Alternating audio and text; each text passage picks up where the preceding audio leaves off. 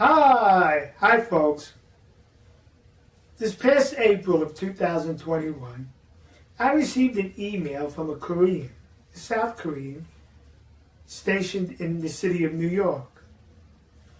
And he requested to do an interview with me on the subject of Donald Trump's possible run for re-election in 2024, and he attached to the email 2 videos I uploaded on YouTube detailing my thoughts on President Trump's re-election. So I found it rather curious. So the gentleman's name is Felix Kwon, and I figured, let me research this guy to see who he is, and this is what I came across.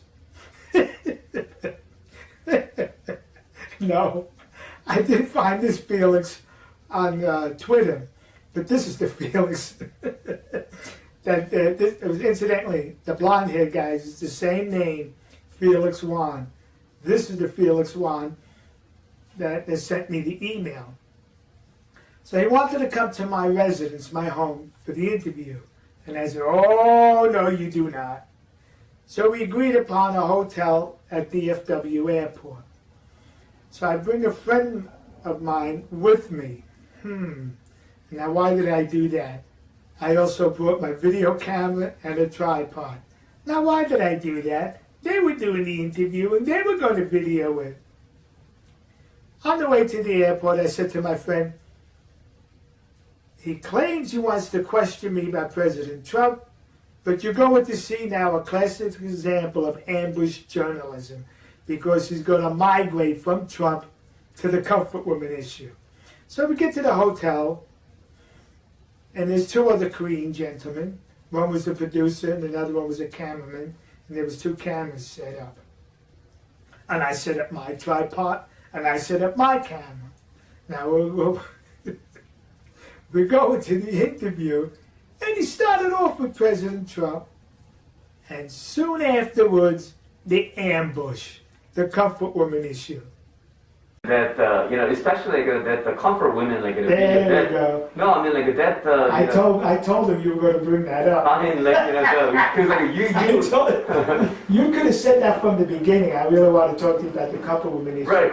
I still would have come here and done that because I have no problem discussing that issue. I understand that. So, go ahead. Yeah. So we can call this. No, I mean why you're taking a side of the Japanese side. We could call this ambush journalism. No. Okay. Wait. See, I knew it was going to be an ambush. And he could have been honest with me up front and said, hey, we'd like to discuss with you the comfort woman issue. All right, I'll discuss it. You don't have to ambush me. I'm prepared to discuss that issue anywhere, anytime, and I don't need to be prompt about it. I don't need to do any catching up on it, all right? So during the interview, well, incidentally, it was supposed to be for a documentary for the station that he said he worked for, KBS, Korean Broadcasting System, I guess. Well, every point he brought up on the comfort woman issue, supporting the narrative coming from the peninsula, I was able to counter it. Well, the interview's over with. I go home. About a week later, I sent him an email. Never heard back from him. Gee, what happened to Felix? Maybe this is him. Maybe he's part of the K-pop group. No, this is the Felix. I'm sure the blonde-haired guy would be able to. Never mind. Anyway, I never heard from him again. I went to the KBS YouTube channel. Video never appeared, the documentary. It's been months later now, and nothing.